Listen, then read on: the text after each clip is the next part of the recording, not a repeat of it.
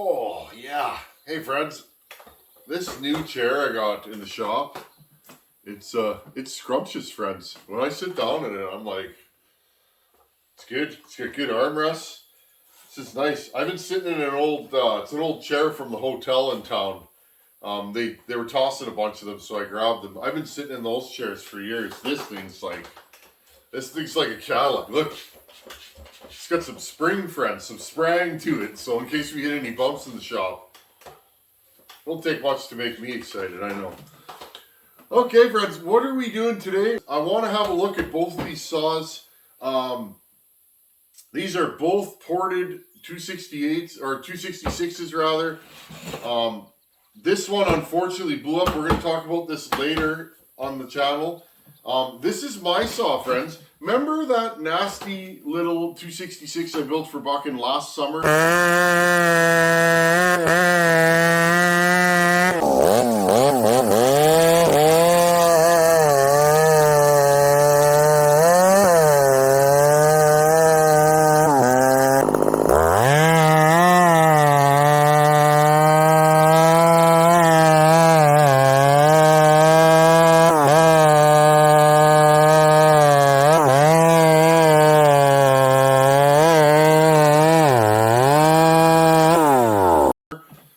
With the CCC piston, forged piston from CCC. I believe we had a Titan nickel top end from Ryan at Wolf Creek, and we built a pipe for it. Well, friends, this turned out to be a funny saw. It ran pretty good here. Now, I thought this saw just needed more braking. Well, Buckin ran it a bit, and this saw has been nothing but a headache for him, friends. It just, it seemed to want a different carburetor, and he put a different carb on it. It just, there's something going on with this saw, friends, and I've been bugging him. It's like, send me that saw back. If he's not going to run it, I'd rather do it again. I will go through this entire saw and make it perfect, because it bothers me, friends. Not every saw you build is going to be gangbusters. That's the game. But I've built a lot of these, and this was a special build with special parts. So I wanna run this thing again, and then I'm gonna tear this thing apart and do probably a bunch of machine work to it, and maybe even do another cylinder, friends. This piston I'm probably gonna modify. This saw was supposed to be nuts, and apparently it's not nuts, so we're gonna make it nuts. I don't know why it's not nuts, friends, but used all these different components that I've never used. I've used Titan nickel cylinders since then. I've never used the CCC piston. Maybe I should have drilled windows in it. I don't know, friends. So now what I want to do right now, I want to see if this saw even starts. I have not fired this since Buckin brought it back to me. I just want to hear it run again and see how it starts cold. Make sure you guys can see me. Okay. It's got a bear claw pipe. Pretty cool. It gives me a little better look at what a bear claw pipe looks like. It's not for show, friends, it's for go. Okay, full choke. I'll give this thing fast idle. Now, one thing, friends, I don't think this saw broke in properly. I have this sneaking suspicion. Look, friends, the compression never come up on this saw. I don't know why. That's one of the reasons why I wanted it back. Now, I'm not a compression junkie, friends, but you gotta have compression. You can't have no, like, this is pretty, okay? That's the first thing I noticed. Okay, put my earmuffs on.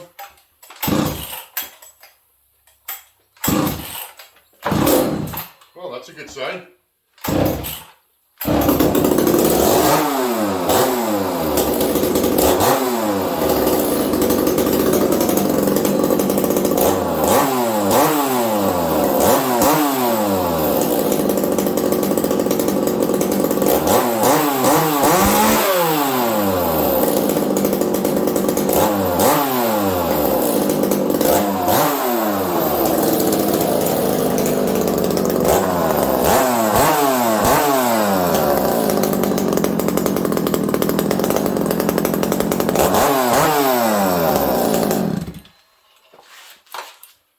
Okay, friends, so again, I don't know what the deal is with this saw.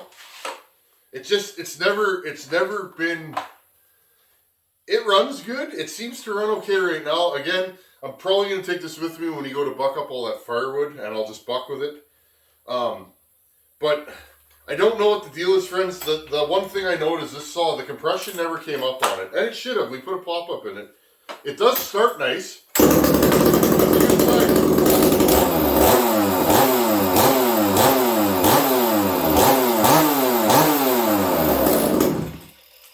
So, remember, friends, I'm not even going to show you guys off here. If you're a builder, if you're a young up-and-coming builder, and again, friends, I haven't been doing this forever. If you're a young up-and-coming builder, be honest with yourself. So, I mean, if the customer is not happy with a saw, you know, sometimes maybe the saw just isn't, you know, maybe the compression, this saw, like, friends, I'm not sure. I have a feeling that these rings didn't mate properly with this cylinder or vice versa. I don't know, but if you're a saw builder, the notion that every saw the Tin Man builds is the strongest saw ever is not. Friends, I will never be that way. It's not the truth. That 266 I ran that Harvey built, that Buckin brought, that thing's strong. That's stronger than this saw, and I'll say it. And this saw has way crazier components. It's got crazy bearings, crazy piston, all kinds of go-fast moves. The sum of this saw isn't better than that saw that Harvey built. And that saw that Harvey built, I don't know what's actually in that saw, friends. I didn't look. I wanted to, but I thought, no. Friends, the wanting is better than the getting. I have no clue what that saw is comprised of. No clue. I couldn't tell you. I never looked. I never put a wheel on it. Why? Because that's no fun. I could have, but like I said, friends, the wanting is better than the getting. So, anyhow, when we get a chance, I'm going to pull the top end off this saw. It starts, and I'm actually shocked at how nicely this thing starts, considering it's been sitting for probably a year. Buckin ran this a bunch, and then he said, it's acting funny. You know, and it's like, okay, I want this saw back. So he brought it back to me, friends, and we will build this saw again, 100%. Okay, so this thing, I'm going to just throw this on the ground right now. Next, friends, this saw here, Buckin brought with him, and so, friends, this is an Ironhorse saw. Now, believe me, friends, I phoned the Harv and said, hey, Harv, I got one of your saws here. Do you mind if I work on it? Now, friends, I knew what he was going to say. We're friends. I think it's important as builders. There's a certain level of respect, friends, between builders. And some guys really don't want their builds shown on a channel. I'll always ask first because I don't want anybody to be perturbed by something I do. Harvey didn't mind. He's like, that's saws. Now, friends, this is saws. Sometimes they break. This is Hogan's saw. It's been in a production environment, and something let go on it, friends. Now, we weren't sure what, so Harvey is super backed up on builds. So Buckin asked if I could build this. I got all the parts here, so we can easily throw a saw together. This saw was really strong, I hear. Hopefully I can match it performance-wise, friends. Again, I could put a wheel on this saw and try and copy the work, but that doesn't mean it's going to run the same, friends. It doesn't. It depends, right? It does. Finishes, shapes, textures, timing, ignition moves, little tweaks to the carburetor. It all matters, friends. And it's like every man builds a different saw because we all do things differently. Anyhow, friends, so I want to show you a failure that can happen and does happen sometimes. There's no rhyme or reason. But you guys ask, you know, why don't we turn saws up hotter? Work saws, etc., etc., etc. Why don't we, hey friends, pretty cool to have this on my bench. I'm honored to work on the man's saw. I really am. I got a lot of respect for those that came before me, friends. My generation, we learned from the internet. These guys had to learn by doing. Now, most of my porting I've just done, right, friends? I got the basic ideas of how it works and just made a lot of mistakes and kept going. But these guys were on their own, you know. There was no internet. If living in a place like this, friends, you guys have seen where I live now. There's nothing out here. It would be hard to freely give information back and forth with anybody. That's what I love about YouTube, friends, is we can all share information and learn from each other. So this is a learning experience for me. Now, friends, what this saw was doing, it was going kind of lean, and then it just kind of died, friends. And we weren't really sure what it was doing or why, but I'm going to pull the top end off, right? This cylinder has little to no damage. It does have some scoring over top of the exhaust port. But otherwise, friends, this cylinder held up nice. I don't know what kind of cylinder this is. I'm guessing this is a highway, and it looks good, friends. Really good. I see nothing too untoward. Now, I'm going to bring you guys in close here. Okay, friends, I'm not going to show you the porting on this cylinder. That's up to the Harv to show you stuff like that. But I'm going to say his saws are different from mine. He definitely, he has different moves than me. And I have different moves from him. Is one right or wrong? No. That's what I love about this game. Okay, friends, you guys can see this is a logging saw. This saw has been in production cutting, okay? That's what they look like when they've been run every day. So this saw is not a cookie cutter or anything like that, okay? So the thing, friends, if you're going to build saws for a guy that lives on a saw, in my opinion, you have to have a lot of tact. Meaning, you got to be able to make good power but hold back a bit, because you want these saws to last. These saws will not last if you jack up everything, you know, the compression, the horsepower, they won't last, friends. And I guess that's why I'm not huge on dynos anymore. I used to be a dyno fiend. I was always running my bikes on the dynos, but I find, friends, the most horsepower isn't going to make the best logging saw. That saw is going to run hotter. It's probably going to be thirstier. To me, what I like to build is the most power and the most reliable, longest running saw. You get what I'm saying? So that's just me, friends. I'm not ragging on what anybody else does. I will never do that. There's so many incredibly good builders out there. I judge a man by his character, not by his saws. That's just me. So you guys see this? I like that. If you run a long bar on these, they tend to be really flexible. That's a cool move. I've never seen that before, but it works. Piece of rubber hose in there. Keeps the saw from flexing. Okay, friends. So the piston took most of the abuse in this saw. Okay? If you guys look, I'll zoom you guys in here. This thing scored up pretty bad. Now, originally I was thinking in my mind, what happened to this saw?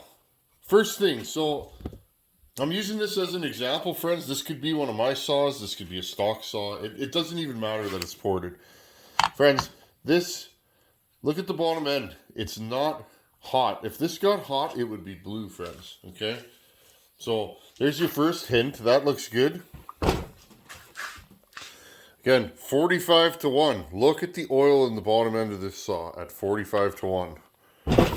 So we could go on and do it on an oil debate, friends, but I spend more time looking at saws like this than I do playing with running saws. So I just go by, what do I see in the bottom end? What I see in this one, 45 to 1, slippery, lots of oil. Look, the oil's on my finger now. So I just go by what I see. So friends, you run this thing around. I'm zoom you guys back out here a little bit. Okay, so the next check I did, I knew that this saw blew up, but the question was why. Okay, this feels really smooth, friends, like really smooth. Okay, no play in the bearings of any kind. All I'm doing, friends, I'm taking my hand and I'm going like this, okay? There's no movement. So what happened to this saw, okay? The bottom end tells me it wasn't run lean, right? The top end looks a little unhappy, right? Look at that.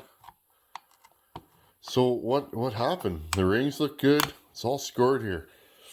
This is where, if you're going to port saws, make sure you've put enough time wrenching on saws. I see that a lot, friends, I see and I talk to people, you know, fellas that want to be saw porters, but haven't really wrenched on saws. If you haven't wrenched on saws much or anything, not that you can't port saws, but you're going to have a rougher go because you're going to have a harder time diagnosing issues, in my opinion. And again, friends, it's just one opinion. What happened to the saw, friends? Ready? Listen. You hear that? Grab the rod.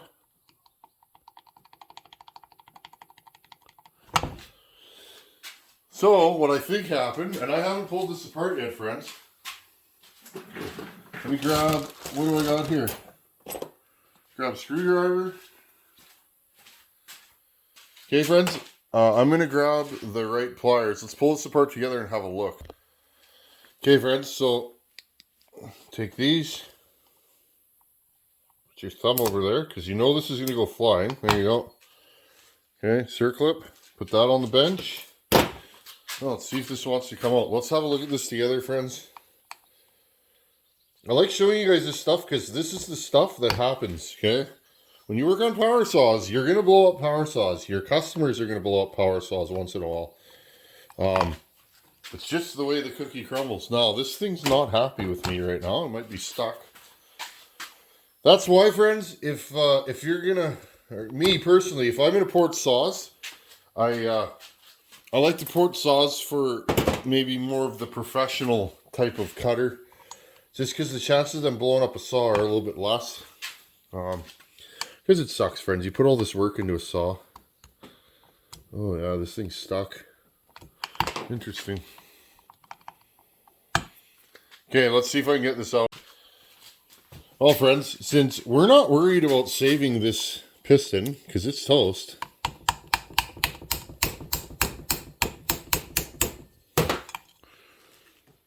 Oh, is this thing stuck? Yeah, I'm just taking a screwdriver. Here, let's put the light on here. Okay, friends, it's on the end of the wrist pin. And I'm going to tap this out. I want to have a look at this wrist pin. I think this was an important video to show you guys. Okay, remember that. The more power you put through a saw, the more of this you're going to see. So, that's why I tend to show the more... I don't know, I tend to show you guys stuff that'll make your saws last and cut quickly. Unless you're just building a toy. If you're building a toy...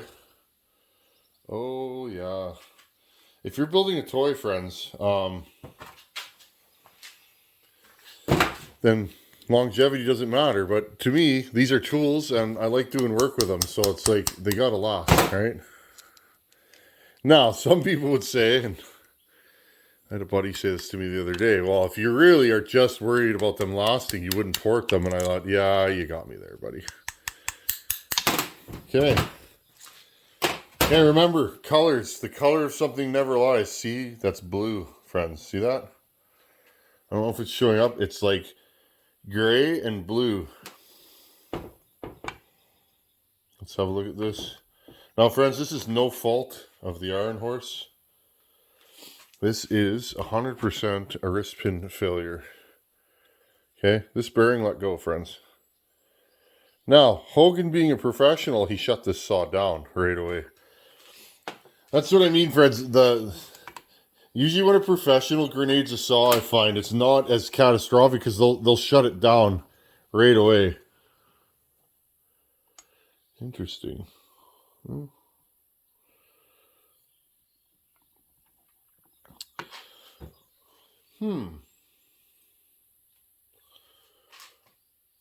So, friends, I'm not sure what's going on right now, but I almost feel like maybe the piston failed and not...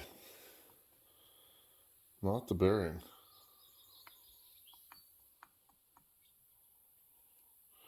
It's very interesting. Well, if you guys got the time, I'm going to put this thing back together and just see what's going on. Because I want you guys to have a definitive answer as well as myself, right? We're all learning together. This is the good stuff. And again, that's why when I asked the Harv, can I take your saw apart on video? I pretty much knew what he was going to say because he's a saw man. He's been doing this forever and he knows as well as I do is that saws fail. Weird. I don't know what happened here, friends, but this wrist pin.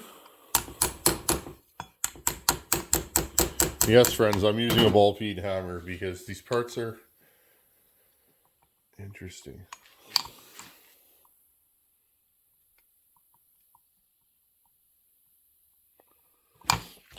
Well, friends, again, I still am not comfortable with this setup. I don't know what just happened here, friends, but there's no slop now. Now that I've put the wrist pin, I have a feeling that there is a worn spot or a worn spot on the piston and or the wrist pin. And what I think's going on here, friends, is that taking it out, I'm obviously not engaged with the worn spot, right? If this isn't hammered in all the way, if I push it in all the way, it'll probably get loose again. This is why I spend a lot of time fitting my parts and looking and checking, because sometimes, let's try and get this back in there.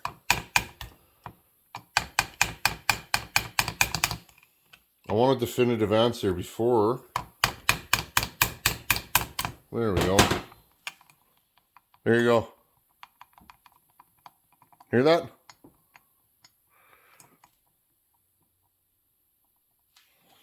So, hear that, friends? Okay, so this piston, for whatever reason, friends, and it's probably just a matter of this saw went lean for a second. This side here, I'm guessing, because when it made full contact with this side, okay, friends, when it made full contact with this side, it was fine. As I pushed it through and into this side, now this thing has slop. So I'm guessing what happened is this thing got hot for whatever reason. Maybe it had an air leak, maybe it went lean, and it cooked this side of the piston, okay? So now the wrist pin right here is loose, and this thing's got some shim sham and the flim flam. There you go. Okay, friends, I won't keep you too much longer. We're going to go through this saw on the channel. I think I'm going to split it right down and start from scratch again. These old 266s, they've been around, right? So I tend to start, like, what year is this one? This one's a 1988, friends. It's been around a day or two. I tend to start from scratch and just go right through it. Just so I know what I got, right? The saw's on my bench. I might as well look at it. It looks like Harv went through it pretty good. It's a nice saw. I want to get this thing back up and running. So, anyhow, friends, I hope you learned something there. That is your typical failure. The small end. We'll call it the small end. You have a big end of the rod, which is the bottom, and the small end. That's a small end failure. The piston kind of let go, right? So your wrist pin goes in those two pockets, and one of them's loose now, friends. So when you drive that wrist pin through, that you can feel it, the piston's going to do this. Well, what does that do at 10, 12, 13,000 RPM? Creates heat and vibration, and what ends up happening is you pop the saw. So good thing Hogan shut this thing down, because it probably would have taken that bearing out and sent it through the bottom end.